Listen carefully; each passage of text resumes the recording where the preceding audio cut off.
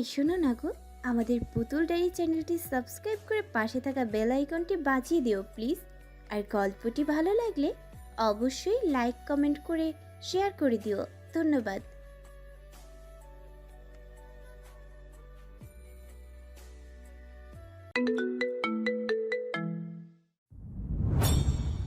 সকাল ৯টা। ঘুমাচ্ছিল রাত্রিপ্রিয়া। হঠাৎ করে রুমের ভেতর থেকে আসা ঘুটঘুটে এক ধরনের চাপা শব্দে তার ঘুম ভাঙে। ঘুমন্ত মস্তিষ্ক সচল হতেই দরদরি উঠে বসে রাত্রি।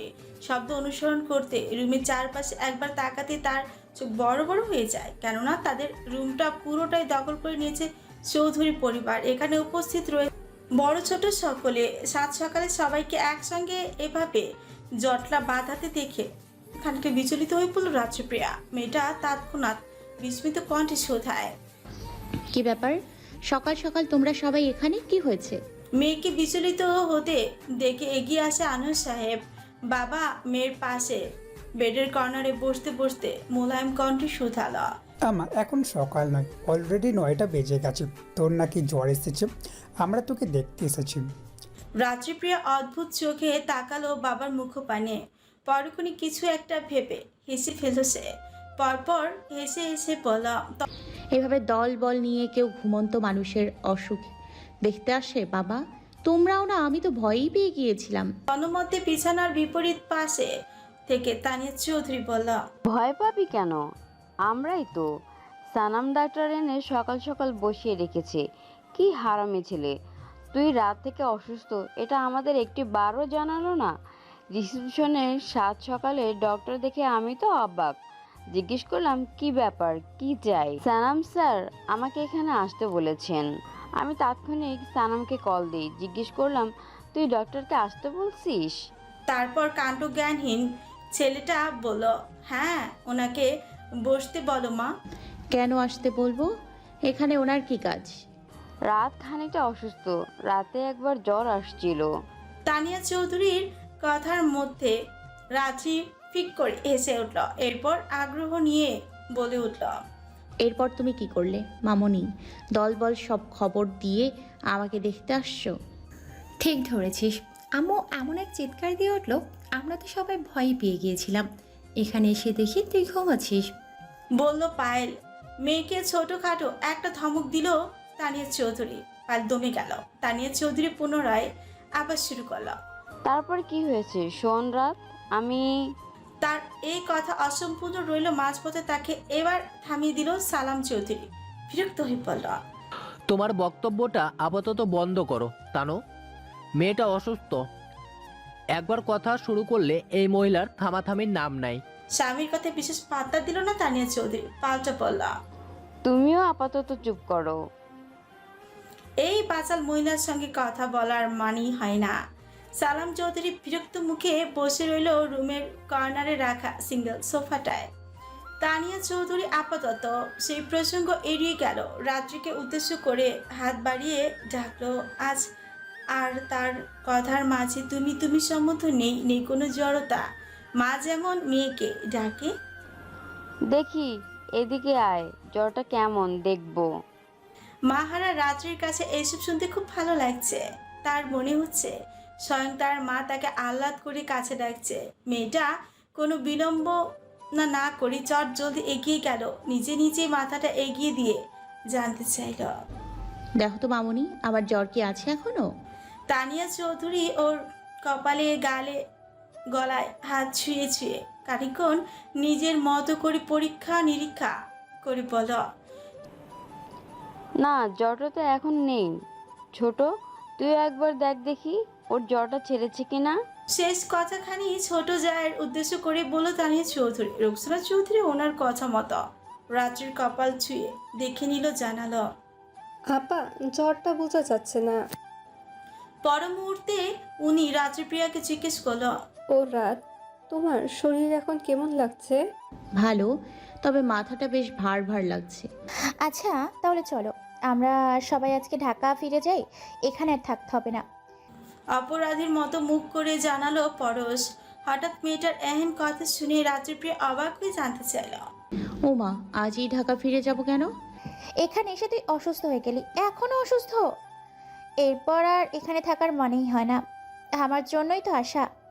ট্রাস্ট মি, আমি নিজেকে সামলে নিয়েছি রাত। এরপর আর কখনো পাগলামি করবো না। তুই ফালতু এখানে বসে থেকে সময় নষ্ট করার কি দরকার? তুই অসুস্থ অবস্থায় খামোখায় আমার জন্য কষ্ট করবি কেন?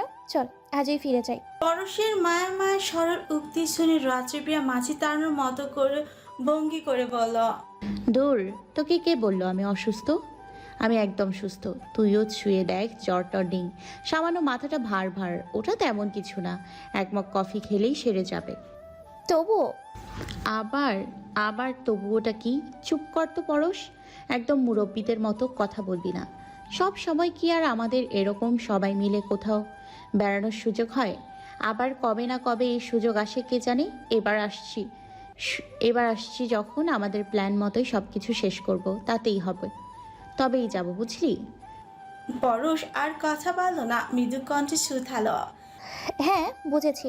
ওদের কথার মাঝে রুমে উপস্থিত হয় সানাম চৌধুরী। এতক্ষণ সে বাইরে ছিল, ডক্টরের সঙ্গে দেখা করে এসেছে। রাত্রিকে বসে বসে সবার সঙ্গে গল্প করতে দেখে গুরু গম্ভীর কণ্ঠে বলল, রাত ফ্রেশ হয়ে এসো, ডক্টর সাহেব তোমার জন্য অপেক্ষা করছেন। ডক্টরকে চলে যেতে বলুন, আমার জ্বর সেরে গেছে। রাত্রিপ্রিয়ার হেয়ালি প্রত্যুত্তর শুনে সানাম চৌধুরী মেজাজ বিগড়ে গেল। কেয়ারলেস মেয়ে একটা, জ্বর সেরে গেছে মানে কি? মেয়েটা কি জানি গতকাল মধ্যরাতেও জ্বরে তার গা পুড়ে গেছে, হুঁশ ছিল না, আবল তাবল বকেছে, কি পরিমাণ জ্বালিয়েছে তাকে। চিন্তায় অস্থির হয়ে গিয়েছিল সানাম চৌধুরী। রাতে এক ফোঁটাও ঘুমাতে পায়নি ছেলেটা। আর মেয়েটা উঠে দিব্যি গল্প গুজবের আশা বসেছে। নিজের প্রতি কোনো কেয়ার নেই। সানাম চৌধুরী এবার খানিকটা থমকে উঠল, একদম চুপ, যা বলেছি সেটাই করো, দ্রুত এসো। বলল। এরই মধ্যে পাশ থেকে তানিয়া চৌধুরী পুত্রবধূর সাফাই গিয়ে ছেলেকে উদ্দেশ্য করে কঠোর কণ্ঠে শুধালো, আহা সানাম, এভাবে ধমকাচ্ছিস কেন মেয়েটাকে? আস্তে করে বললেই তো হয়। একদম বাপের মতো স্বভাব হয়েছে, ধমকাধমকি ছাড়া কথা বলা যায় না। নিজ কথা শেষ করে সানাম চৌধুরী আর এক মুহূর্ত এখানে দাঁড়ালো না। মায়ের কথা শুনলো কিনা বোঝাই গেল না। সেটা পুরোপুরি সবাইকে অগ্রাহ্য করে রুম থেকে বেরিয়ে গেল। রাত্রিপ্রিয়া বিস্মিত নয়নে সেদিকে তাকিয়ে রইল। এইমাত্র লোকটা তাকে ধমক দিল না, এইটা যেন কিছুতেই হজম হচ্ছে না তার। এইদিকে সালাম চৌধুরী নিজ অর্ধাঙ্গিনীর মুখে এহেন কথা শুনে বসা থেকে উঠে দাঁড়ালো। লোকটা ভাবতে লাগলো, এই মহিলাকে উনি আবার কবে ধমকে ধমকে কথা বলেছিল না, কিছুই তো মনে পড়ছে না তার। অথচ এই মহিলা সবার মধ্যে বসে তাকে একতরফা দোষারোপ করে গেল। উনি হতাশ হলো, তবে কিচ্ছুটি বলল না। নিজেও ছেলের পেছন পেছন বেরিয়ে গেল বিনা বাক্যে। রুম ছাড়লো নয়ন ও সাইমানও। খামোকা এখানে দাঁড়িয়ে দাঁড়িয়ে মহিলাদের ড্রামা দেখার মানেই হয় না। রাত্রিপ্রিয়া গোল হয়ে এখনো বিছানায় বসে আছে। তাৎক্ষণিক মেয়েকে তাড়া দিল আনোয়ার সাহেব। বলল, জামা ফ্রেশ হয়ে আয়। ওনার সাথে তাল মিলিয়ে রায়হান চৌধুরীও বলল, হ্যাঁ হ্যাঁ, জামা তুই গিয়ে দ্রুত ফ্রেশ হয়ে আয়, আমরাও এখন যাই। রাত্রিপ্রিয়া এতক্ষণই নেতা সাহেবের নীরব যত্নটুকু বুঝতে পেরে আনমনে খিলখিল করে এসে ফেলল। আড়মোড়া ভেঙে উঠে দাঁড়ালো। নিজেকে এবার ভীষণ হালকা লাগছে। আজ বেলা অবধি আরামসে ভালো একটা ঘুম হয়েছে। নেতা সাহেব তাকে আজ মোটেও বিরক্ত করেনি, একবার ডাকেওনি, বরং ঘুমানোর সুযোগ করে দিয়েছেন। সব কিছু মিলিয়ে ঝরঝরে সুখোদয় অন্তঃকরণ নিয়ে পা টিপে টিপে ওয়াশরুমে চলে গেল মেয়েটা। আজ তার সব কিছু কেন জানি খুব ভালো লাগছে, মজা লাগছে। দুপুর 12টা। সোনাদিয়া দ্বীপের চারপাশে হেঁটে হেঁটে প্রকৃতির সৌন্দর্য ও শান্ত পরিবেশ উপভোগ করছে পায়েল। এই দ্বীপটা বেশ শান্ত, চোখ ধাঁধানো সব প্রাকৃতিক সৌন্দর্য। পায়েল মুগ্ধ চোখে দেখছে সব, মাঝে মধ্যে মুঠোফোনে ছবি তুলছে। এরই মধ্যে সাইমন ভাই উপস্থিত হয় সেখানে। কল্প প্রেয়সীর কাছাকাছি এসে ওর মুখপানে একবার তাকে আলগোছে নয়ন জোড়ায়। পায়েল মেয়েটা সেটুকু বুঝি টের পেল। রুচিয়ে সঙ্গে সঙ্গে প্রশ্ন ছিল, এমন করে কি দেখছেন সাইমন ভাই? সাইমন সেভাবে চোখের দৃষ্টি স্থির করে জবাব দিল, তোকে। এতে খানিকটা লজ্জা পেল পায়েল। দ্বিধাগ্রস্ত কণ্ঠে আমতাপ্ত করে বলা, আমাকে এভাবে ধ্যান দিয়ে দেখার মতো কি আছে সাইমন ভাই? অনেক কিছু আছে। কি কি আছে? সাইমন সেসব কথা প্রত্যুত্তর করল না, পুরোপুরি ভিন্ন প্রসঙ্গ টেনে বলা, মার্কেটে যাবি পায়েল? এখানে হস্তশিল্পের তৈরি দারুণ দারুণ জিনিসপত্র পাওয়া যায়। সাইমন ভাই ওর কথা জবাব দিল না, পুরোপুরি ভিন্ন একটা প্রসঙ্গ টেনে আনলো। এতেই মন খারাপ হয়ে গেল পায়েল মেয়েটার। সে মুখ ভার করে জবাব দিল। আমি কোথাও যাব না। সাইমন চৌধুরী প্রত্যুত্তর করলো না, ওখানে আর এক মুহূর্ত দাঁড়ালো না। ভাবলিসীন ভাবে বিপরীত পথে হাঁটতে শুরু করলো, যেন পায়েল না গেলেও তার কিচ্ছু যায় আসে না। এতে শ্যামময়ী মেয়েটার মুখ নয় আরো ভারী আস্তরণ পড়ল। সে ভেবেছিল সাইমন ভাই তাকে জোর করবে, যাওয়ার জন্য সাদাসাদি করবে। উনি আর একবার বললেই তো পায়েল চলতো তার সঙ্গে। কিন্তু কি লোকটা তাকে সম্পূর্ণ অগ্রাহ্য করে চলে গেল। অজানা এক অভিমানে মেয়েটার চোখ দুটো ছলছল করে উঠল। তার হুট করে লাজ লজ্জা ভুলে বলতে ইচ্ছে করছে, সাইমন ভাই, আমিও আপনার সঙ্গে যাব। আপনি যেখানে ইচ্ছে আমাকে নিয়ে চলুন, আমি কেবল আপনার সঙ্গ চাই। বলতে চাওয়া কথাগুলো আর বলা হলো না। পুনরায় এক ঢোকে কথা গিলে ফেললো মেয়েটা। একবার নিষেধ করার পর যেচে পড়ে কি আর এসব বলা যায়? নির্লজ্জ এতটা বেহাইয়া পায়েল হবে কি করে? পায়েল এবার নিজের উপর খানিকটা বিরক্ত হলো। আজকাল আজগুবি কিসব ভাবছে সে? ছিছি, এইসব কি কথা? পায়েল নিজের মনকে শাসালো কতক্ষণ, এরপর ভারী চোখে আকাশের দিকে তাকালো। মনটাও আজকাল তার নিয়ন্ত্রণের বাইরে। যে মেঘ সে নিমিষের মধ্যে কাটাতে চায়, সেই মেঘে বারবার আশেপাশে জড়িয়ে নিচ্ছে তাকে। এসব কি হচ্ছে? মেয়েটার ভাবনা চিন্তার মাঝে ঝড়ের গতিতে একখানা বাইক এসে থামলো তার পাশে। পায়েল তাকালো সেদিকে। মেয়েটা কিচ্ছু বোঝার আগে বাইকের মালিক গম্ভীর কণ্ঠে শুধালো। ওঠ। কালো হেলমেট পরা সুদর্শন এই যুবককে চিনতে মোটেও অসুবিধা হলো না পায়েলের। সাইমন ভাই তাকে বাইকে উঠতে বলছে। এতে মন ভালো হয়ে গেল মেয়েটার। পায়েল চুরচুর করে উঠে বসলো। সাইমন হাসলো, মনে মনে বলল, মস্কাবে তবুও ভাঙবে না, বিচ্ছু একটা। রাস্তায় দ্রুত গতিতে বাইক চলছে।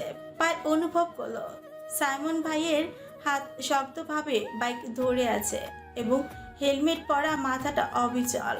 বাতাসে হাওয়ার সাথে একসাথে তার মনও উড়ে যাচ্ছে। পায়েল একটু ভয় পেলেও সাইমন ভাইয়ের সঙ্গে তার বুকটা গর্বিত হয়ে ফুলে ফেপে উঠেছে। কোথায় যাচ্ছি আমরা? পায়েল সাইমন ভাইকে জিজ্ঞেস করলো, কিন্তু সাইমন ভাই কোনো জবাব দিল না। তার মুখে কোনো অনুভূতির ছাপ নেই, যেন তিনি নিজেই নীরবতার গভীরে ডুবে আছেন। একসময় এই নীরবতা ডিঙিয়ে সাইমন ভাই বলল, কাঁধে হাত রাখ, রাস্তাটা ভীষণ খারাপ, পড়ে যাবে। পায়েল সঙ্গে সঙ্গে কোনো সংকোচ ছাড়াই তার কাঁধ জড়িয়ে ধরল। আবারও বাইক চলছে। ওদের দুজনের মাঝে নীরবতা। বাইক চলতে চলতে পায়েল আশেপাশে দৃশ্য বলি দেখতে লাগলো। বনভূমি আর পাহাড়ি পথের মাঝ দিয়ে তারা এগিয়ে যাচ্ছে। তার মনে হচ্ছিল এই পথের সৌন্দর্য তাকে এক নতুন জগতে নিয়ে যাচ্ছে। অবশেষে সাইমন ভাই বাইক থামালো একটি ছোট্ট জায়গায়, যেখানে কিছু ছোট দোকানপাট আর সবুজ গাছপালা আছে। তিনি নেমে এসে পায়েলের দিকে তাকালেন, বললেন, এখানে আসার কোনো বিশেষ কারণ ছিল? পায়েল বুঝতে পারলো এটাই সেই বাজার যা সাইমন ভাইয়ের কথায় উল্লেখ ছিল। সাইমন ভাইয়ের আচরণে এক ধরনের রহস্যময়তা ছিল। পায়েল আগ্রহ নিয়ে সাইমন ভাইয়ের দিকে তাকাল, অপেক্ষা করে কি হতে চলছে তা জানার জন্য। আজ এই মুহূর্তে সাইমন ভাইকে তার কাছে বেশ রহস্যময় লাগছে। এরই মধ্যে সাইমন ভাই পায়েলকে বাজারে প্রবেশ করতে ইঙ্গিত করলেন। পায়েল বাইকের ধুলো পরিষ্কার করে মাটিতে পা রাখলো এবং চারপাশে তাকালো। এখানে বেশ কিছু দোকান এবং স্টল সাজানো ছিল, যেখানে হাতে বানানো জিনিসপত্র বিক্রি হচ্ছিল। মাটির কাজ, কাঠের খেলনা, পুঁতি, শামুকের গহনা এবং নানা রকমের ঝালমুড়ি আর মিষ্টির স্টল। তুই এখানে আসতে চাইছিলি, তাই না?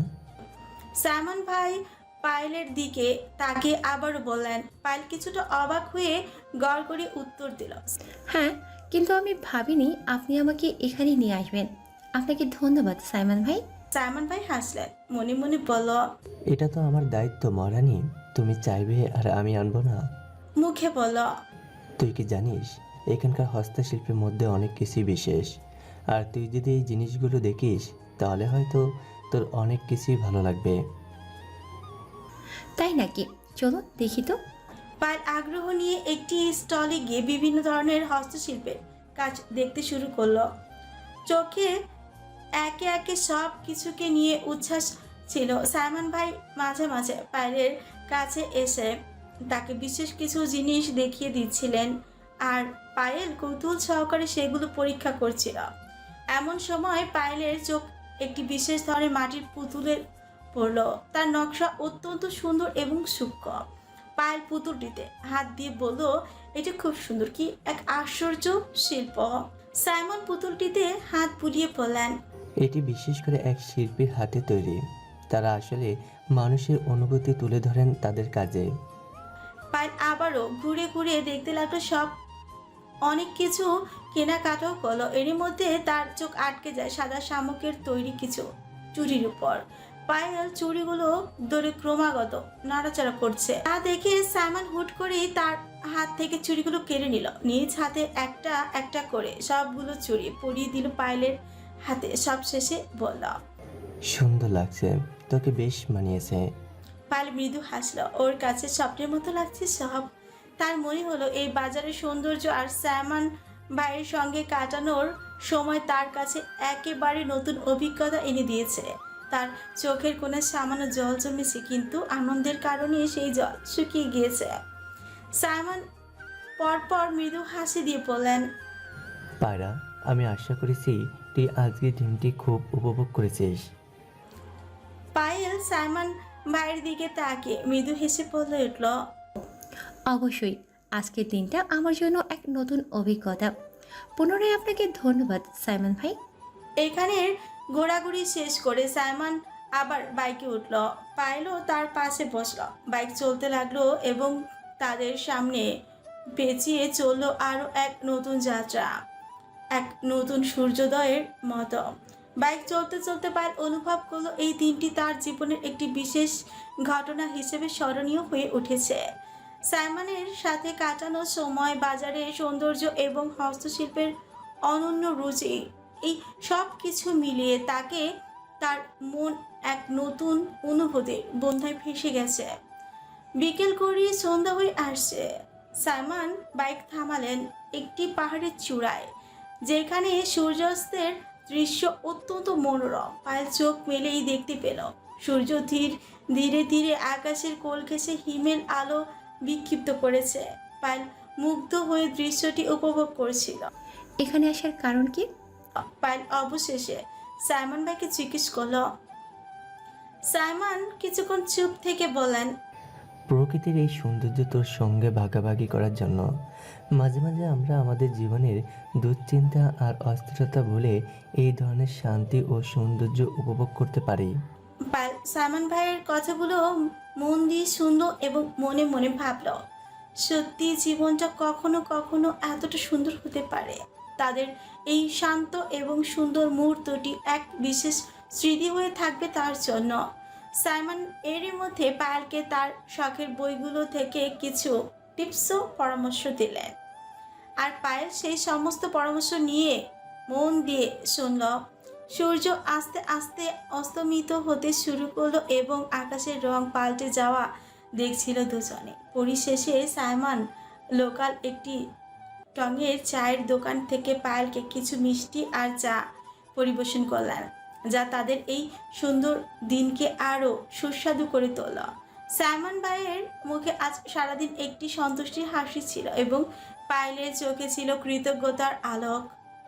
অবশেষে তারা পুনরায় বাইকে উঠল এবং শহরের দিকে ফিরে চলল। বাইক চালাতে চালাতে এক সময় সাইমন গুনগুন করে গেয়ে উঠল, বুকের ভেতর প্রেমের নদী চলতে চলতে চলে না, দেখলে তোরে এই পরাণে কিছুই ভালো লাগে না, কাছে পেলে রাখবো তোরে মিষ্টি মাখা আদরে, বাসবো ভালো সকাল বিকাল রাখবো চোখে নজরে। পায়েল জানলো আজকের দিনটি শুধু একটা নতুন অভিজ্ঞতা নয়, বরং একটি নতুন সম্পর্কের সূচনা। সাইমন ভাইয়ের সাথে কাটানো এই সময়টি তার জন্য বিশেষ গুরুত্ব বহন করবে এবং তা চিরকাল মনে থাকবে। ইস, সময়টা যদি এখানেই থেমে যেত। রাতের প্রথম অংশ, সমুদ্র পাড়ের নরম বালির উপর আজও আড্ডার আসর জমিয়েছে চৌধুরী পরিবার। সবাই এখানে থাকলেও রাত্রিপ্রিয়া নেই। সারাদিন সবার সঙ্গে সঙ্গে ছিল। এখন মেয়েটা হোস্টেলে একা একা শুয়ে আছে। তার শরীরটা বড্ড ক্লান্ত লাগছে, একটু বিশ্রামের জন্য এসেছে এখানে। একাকী রুমে চোখ বন্ধ করে শুয়ে আছে রাত্রিপ্রিয়া। এমন এক সময় একটি শক্তপোক্ত শীতল হাত ছুঁয়ে দিল তার কপাল। রাত্রিপ্রিয়ার কাছে এই স্পর্শ ভীষণ পরিচিত, বহু পরিচিত। তাই সে চোখ বন্ধ অবস্থাতে ক্ষীণ কণ্ঠে ডাকল, নেতা সাহেব। হুম। ওখান থেকে চলে এলেন যে?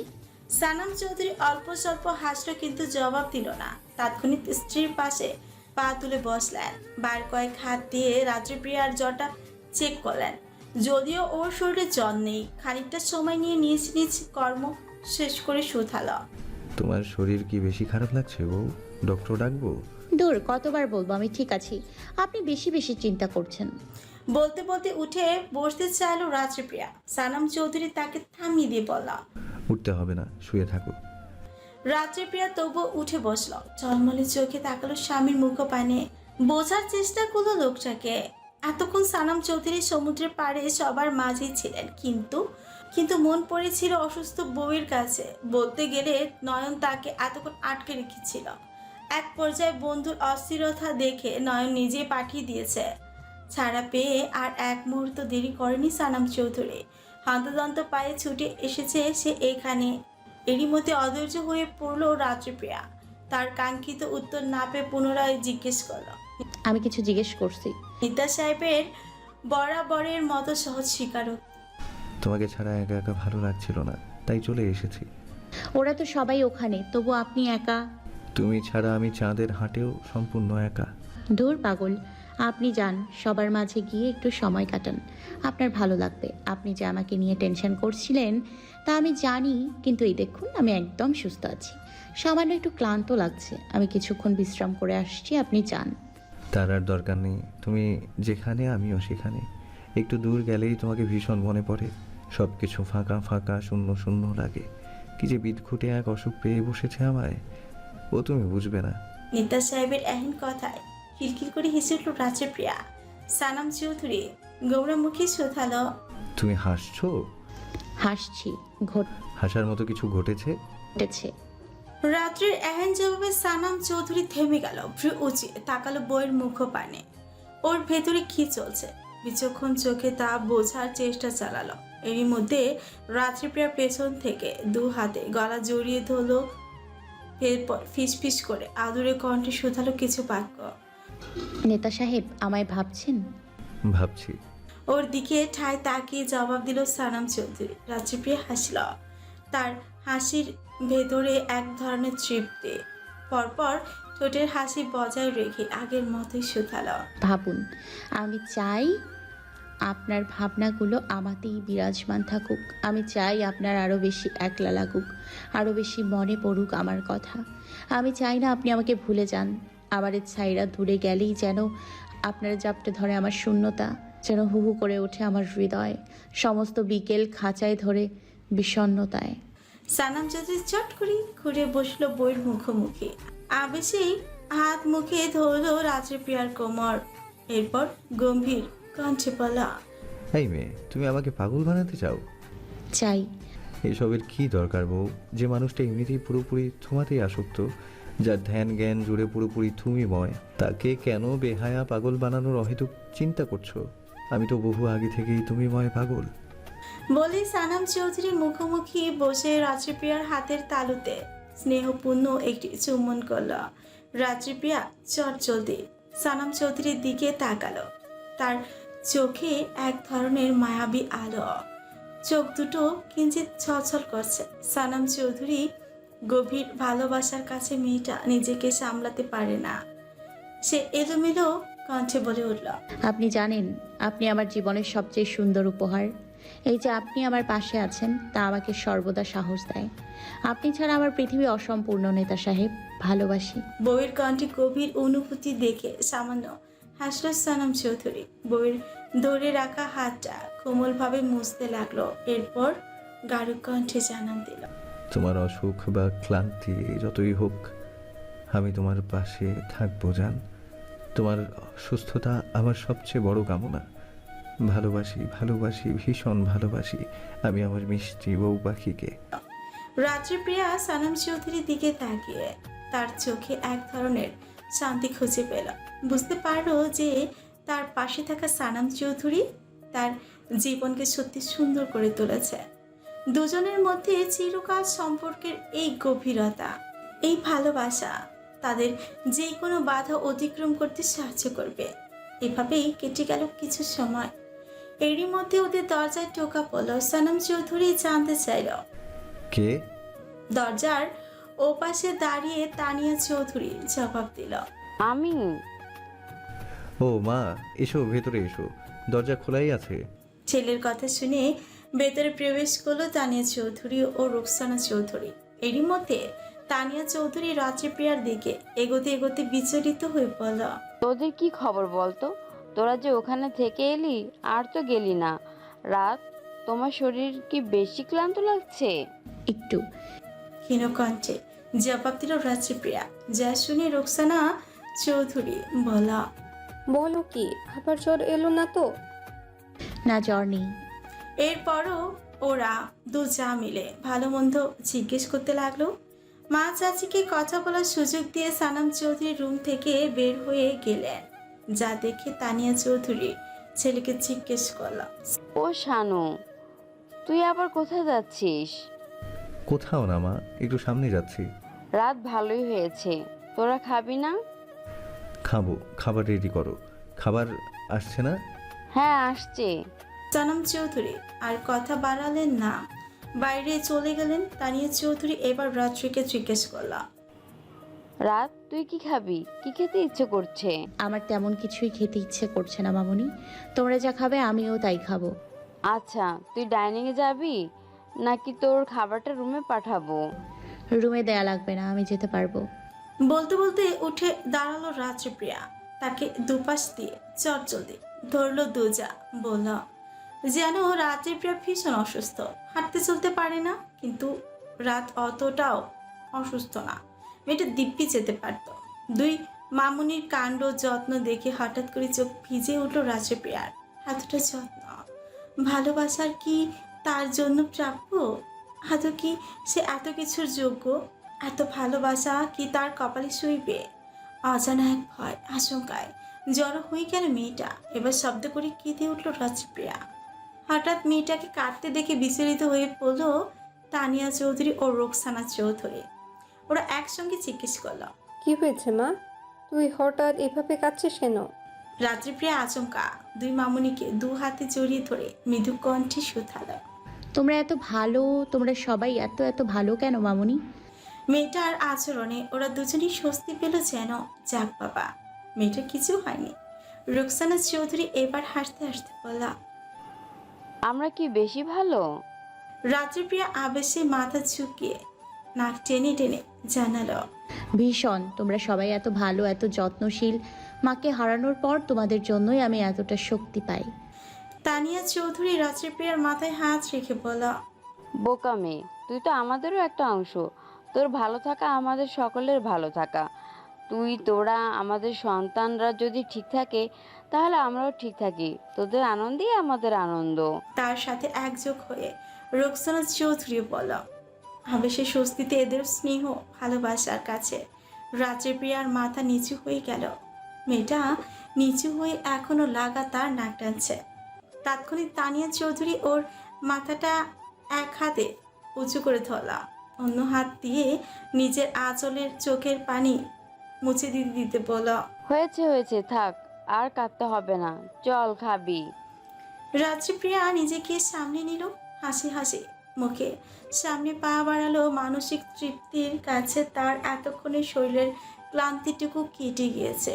বাইরে গিয়ে নিজে সবাইকে খাবার খেতে ডাকলো। অবশেষে চৌধুরী পরিবার সবাই একসঙ্গে ডিনার শেষ করলো। আজ আর ডিনার শেষে তাদের গভীর রাত অবধি জমজমাট আড্ডা হলো না। খাবার শেষে টুকটাক কথা বলে বড়রা ঘুমাতে গেল। ছোটরাও আর বাইরে গেল না, যে যার রুমে চলে গেল। ওদের আজকের আড্ডা এইখানেই স্থগিত রইল। আরও একটি নতুন ভোর, নতুন সূর্যোদয় দেখার প্রত্যাশা বুকে নিয়ে ওরা ঘুমিয়ে পড়ল।